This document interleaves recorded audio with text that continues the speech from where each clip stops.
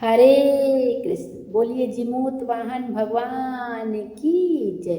जितिया माता की जय। ओम नमः शिवाय। आप सब भी कमेंट में हरे कृष्ण अवश्य लिखिएगा। आइए आज की वीडियो में हम जीवित पुत्रिका व्रत कथा का श्रवण करेंगे। हर साल अश्विन मास की अष्टमी तिथि को जीवित पुत्रिका व्रत रखा जाता है। इसे जितिया व्रत के नाम से भी जाना जाता है।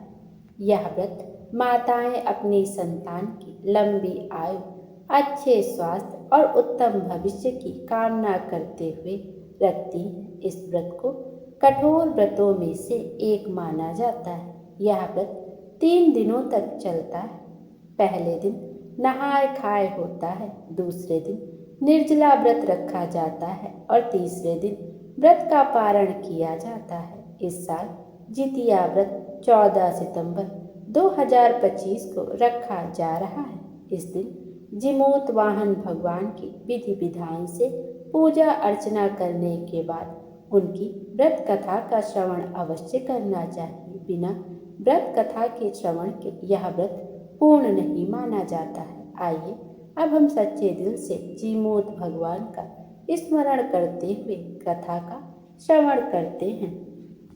इस व्रत में सुखिया दुखिया नाम की 2 बहनों की कथा का श्रवण किया जाता है और चील और सियारिन की व्रत कथा का श्रवण करते हैं कि कैसे जितिया माता की कृपा से दुखिया को उसके जीवन में सब कुछ मिला और चील और सियारिन को भी नया जीवन मिला। आइए अब कथा का श्रवण करते हैं। बोलिए जिमूत वाहन भगवान की जय।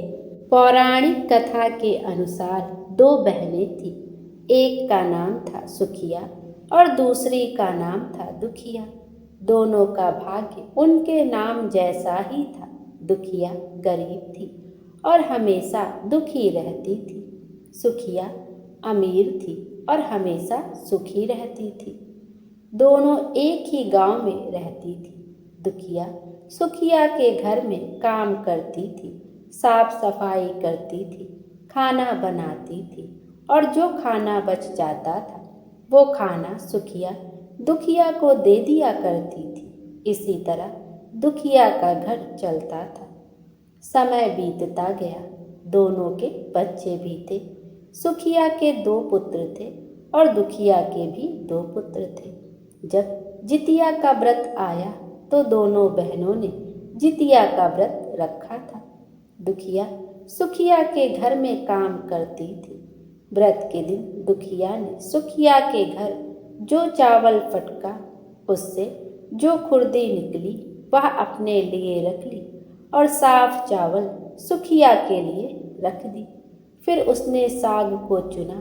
बढ़िया वाला साग सुखिया के लिए रख दिया और जो डंठल था वह अपने लिए रख लिया। अब दुखिया ने सुखिया के घर सारा खाना बना दिया और सारा काम कर दिया और अपने घर चावल की खुर्दी और साग की डंठल लेकर आ गई।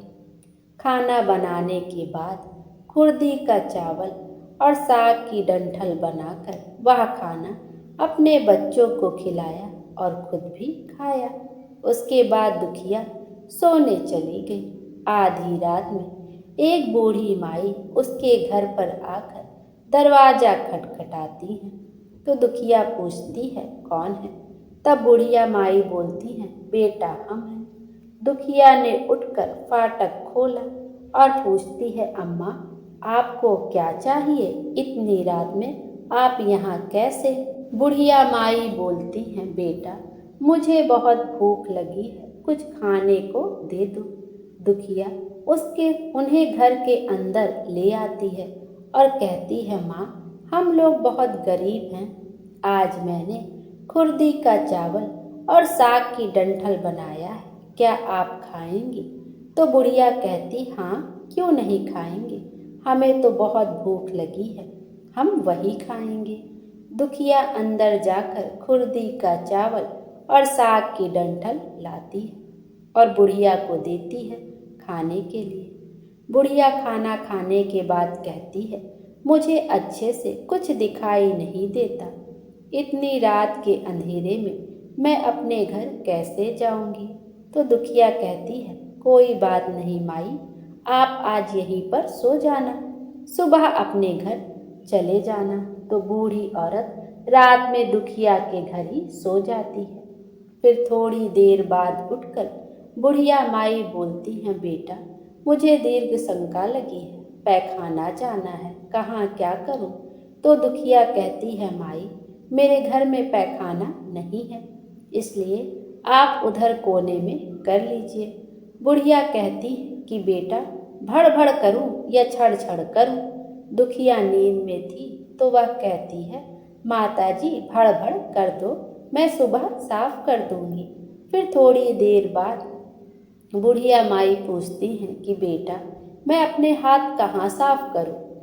तो दुखिया कहती है, माई आप मेरे सिर में अपने हाथ को साफ कर लीजिए।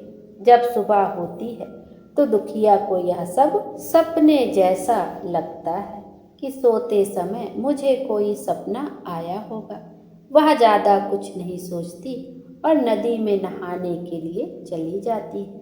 जब वह नदी में नहाती है और अपने बालों से धोती है तो उसके बालों से होते हुए जो पानी बहता है वह सोने का पानी होता है। आसपास की सभी महिलाएं यह देखकर चकित हो जाती हैं और कहती हैं कि तुम्हारे बालों से तो सोने का पानी गिर रहा है, क्या बात है? फिर उसे रात की सारी बात याद आती है।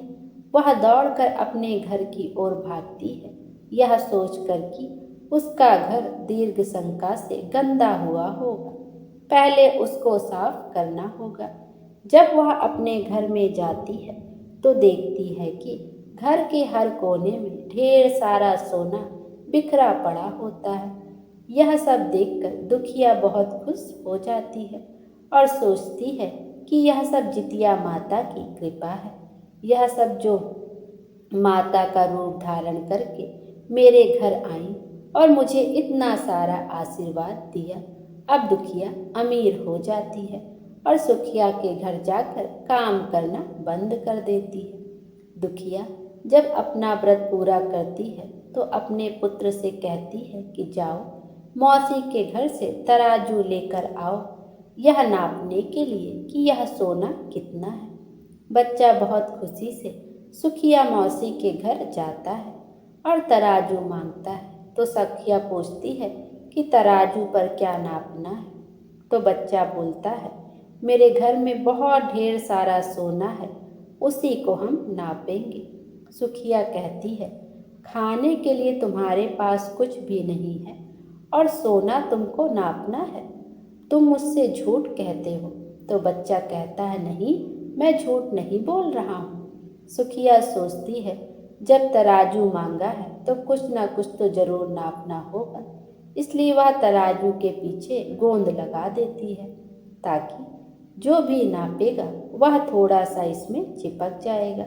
दुखिया जब तराजू पर सोना नापती है तो कुछ सोने का टुकड़ा उसके गोंद में चिपक जाता है। जब बच्चा तराजू लौटाने आता है तो सुखिया उसको उलट पुलट कर देखती है तो उसे तराजू में सोना लगा हुआ मिलता है। सुखिया सोचती है उसके घर में जरूर कहीं से सोना आया होगा, इसलिए वह कई दिन से काम पर भी नहीं आ रही है। सुखिया उसके घर जाकर देखती है कि आखिर यह सोना कहाँ से आया। जब सुखिया दुखिया के पास जाकर पूछती है कि तुम्हारे पास इतना सोना कहाँ से आया कि तुम तराजू मंगाई नापने के लिए, तो दुखिया उसे रात की सारी कहानी बता देती है। दुखिया का मन एकदम सच्चा था, इसलिए वह सब कुछ बता देती है। लेकिन सुखिया के मन में लालच आने लगा कि दुखिया के पास हमसे भी ज़्यादा धन आ गया, अब अगले जितिया में मैं भी खुर्दी का चावल और साग की डंठल बनाऊंगी। 1 साल बाद फिर जितिया का व्रत आया और दोनों बहनों ने जितिया माता का व्रत रखा। सुखिया के पास हर तरह का सुख था और धन भी था, फिर भी वह जितिया के दिन चावल फटक कर साफ चावल फेंक दी और खुद ही अपने पास रख लिया और जो उसका तिनका था उसको समेट कर रख लिया और साग की डंठल रख ली अपने पास। फिर उसने वही चावल की खुर्दी और साग की डंठल बनाई। खा पी कर पूजा पाठ करके शाम रात को सोने चली गई। फिर आधी रात को उसके घर भी बुढ़िया माई आई और दरवाजा खटखटाती है। सुखिया उनका इंतजार ही कर रही होती है। वह तुरंत दरवाजा खोलकर बुढ़िया माई को अपने घर के अंदर ले आती है। बुढ़िया माई बोलती है, मुझे बहुत भूख लगी है, कुछ खाने को दे दो। तो सुखिया कहती है, मैंने खुर्दी का चावल और डंठल का साग बनाया है। बुढ़िया बोलती है, कोई बात नहीं, मैं खाऊंगी।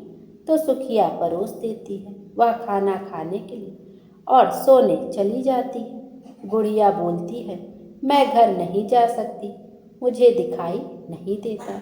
तो सुखिया कहती है, कोई बात नहीं, आप यहीं पर सो जाओ। थोड़ी देर बाद बुढ़िया बोलती है कि मुझे दीर्घ शंका लगी है, पैखाना कहाँ है, मैं कहाँ करूँ। तो सुखिया कहती है, हमारे घर में कोई पैखाना नहीं है, आप वहीं कोने में कर लीजिए। फिर थोड़ी देर बाद बुढ़िया पूछती है कि भर भर करूँ या छर छर करूँ। इस समय सुखिया को याद नहीं आता कि दुखिया ने क्या बोला था। तो सुखिया बोली थी, माँ छर छर कर दीजिए। फिर बुढ़िया पूछती है कि बेटा, मैं अपने हाथ कहाँ साफ करूँ। सुखिया कहती है, मेरे सर में ही साफ कर लीजिए।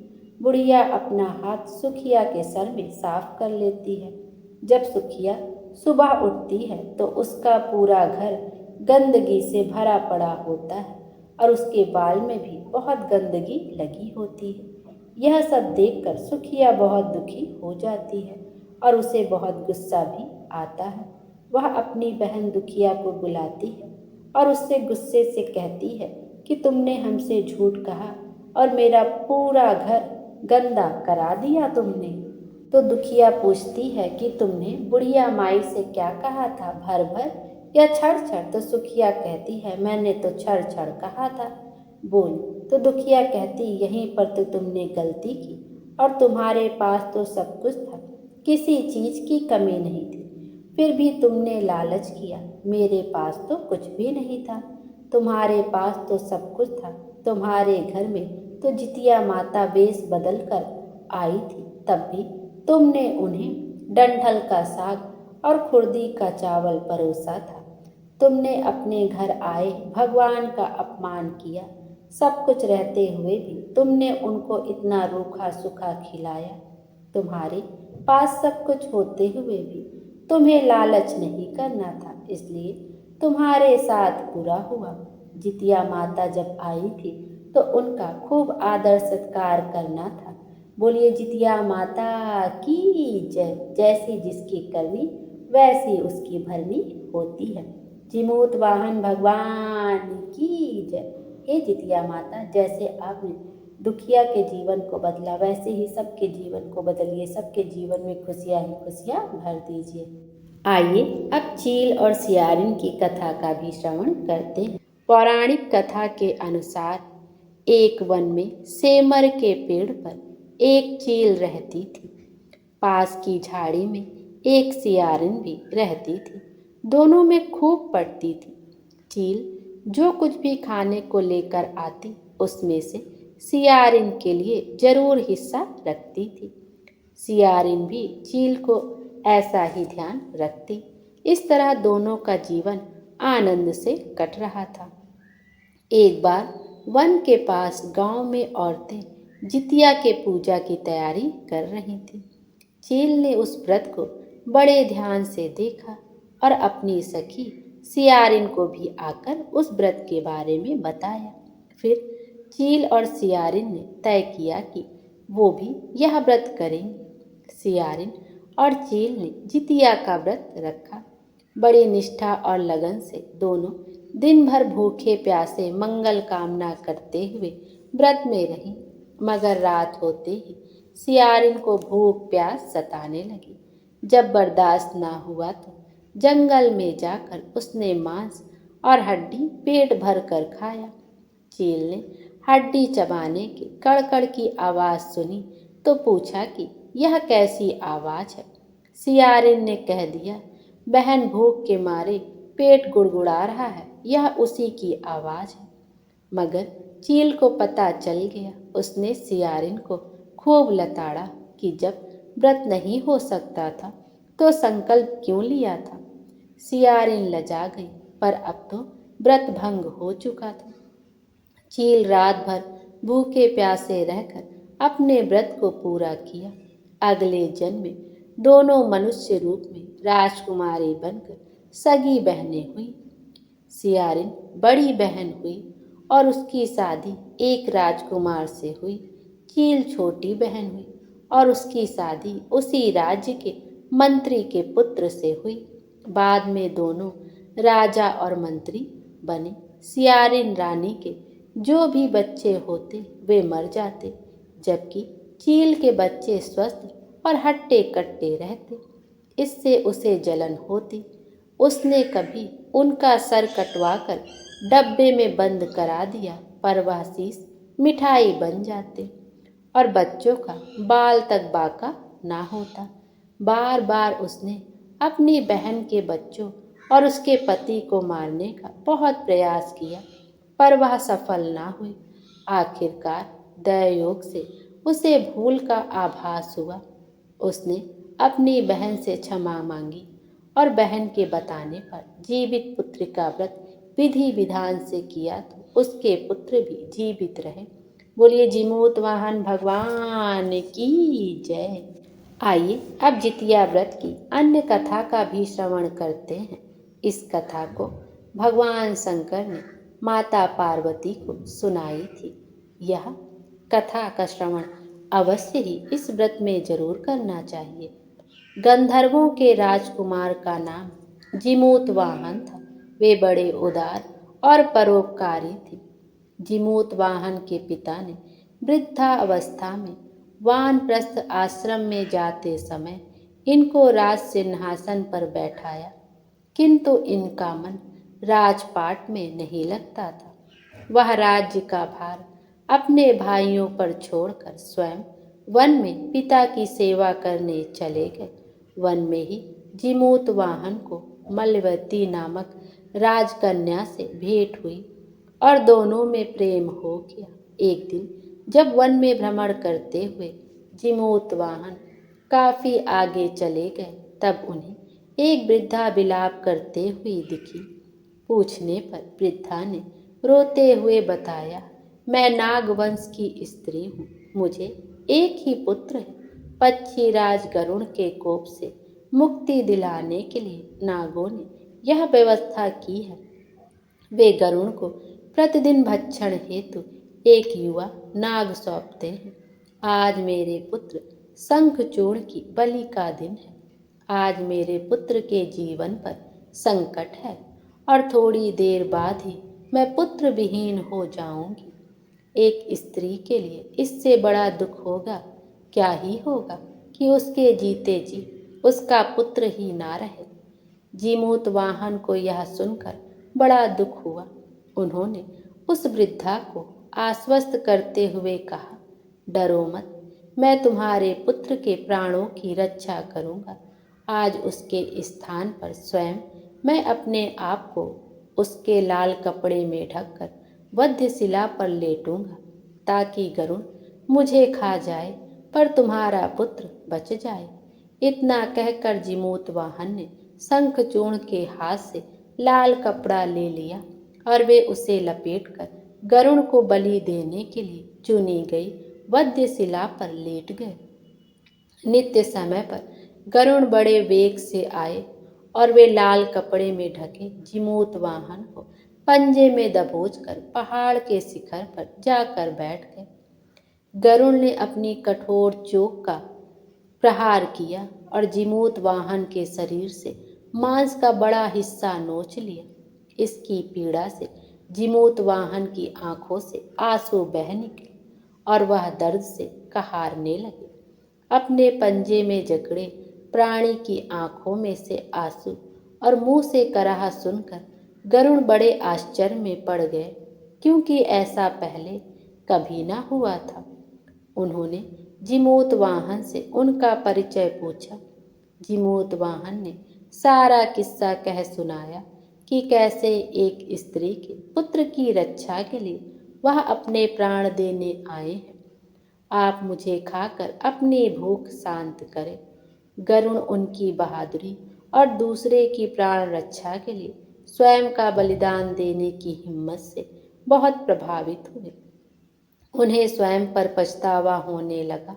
वह सोचने लगे कि एक यह मनुष्य है जो दूसरे के पुत्र की रक्षा के लिए स्वयं की बलि दे रहा है, और एक मैं हूँ जो देवों के संरक्षण में हूँ किंतु दूसरों की संतान की बलि ले रहा हूँ।